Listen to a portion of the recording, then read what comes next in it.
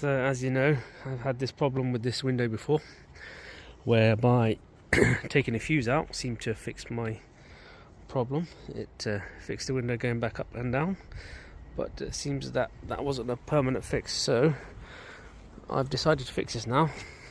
I've ordered a second-hand part from eBay. I'm going to try and replace the motor that actually connects to the mechanism or winds the window up.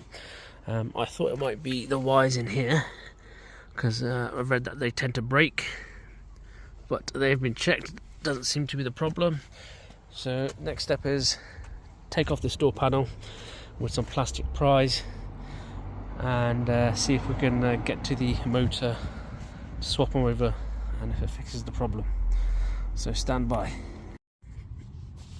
So this is the part I've got for the window. This is the I don't know, maybe it's part of the window up down mechanism, but I'm interested in this piece here, which is the part I'm thinking of replacing. So do those 3 screws, take the motor off, which is there, and see if I can swap them over.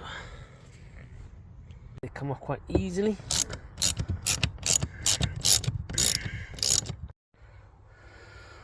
Alright, there you have it. Let's go. Alright, now that we've got the motor off, we're going to start taking this panel off. We're going to use some plastic pliers, good old Amazon, lovely jubbly, that should do the trick. We're going to work our way around the plastic panel. So first of all, we need to take this out. Can you see that round circle there?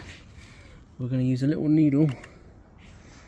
Can you see? Yeah, sorry. So we're going to use this little needle to pry that open. And there should be a little screw down there. We're going to use the pliers, plastic pliers, to pull this out. Pull this piece out, and then when we get around the edge here, we've got some screws to take out there. Some more around the bottom here, and then it basically lifts up and then comes off. Let's do it.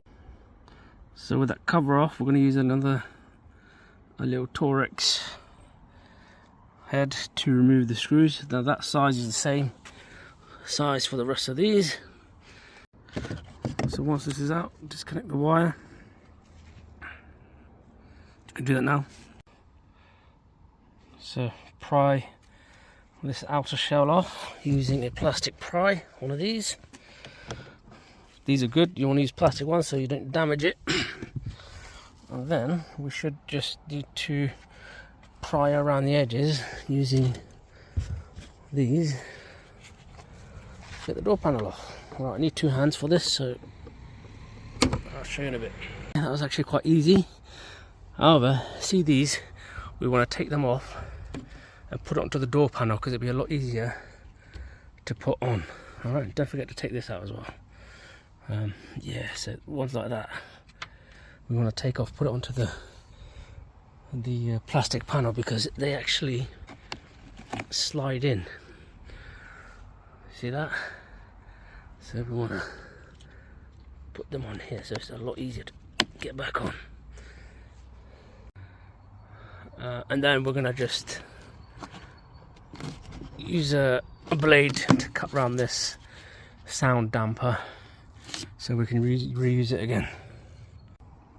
Alright guys, do yourself a favour, don't bother doing the top, just do the bottom bit because the motor is just there. Now from what I can see, I can reach from the other side and unscrew the motor, so I'm going to do that now.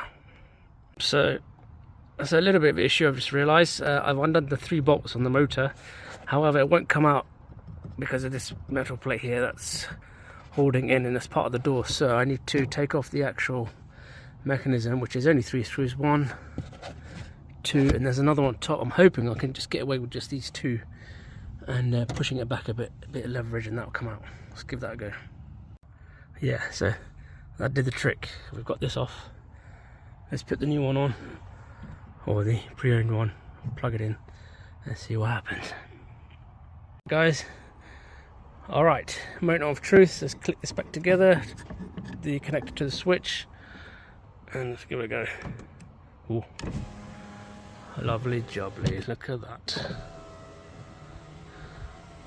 So, the problem was with the motor.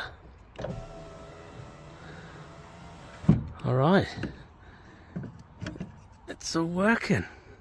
Let's put it all back together. Job done.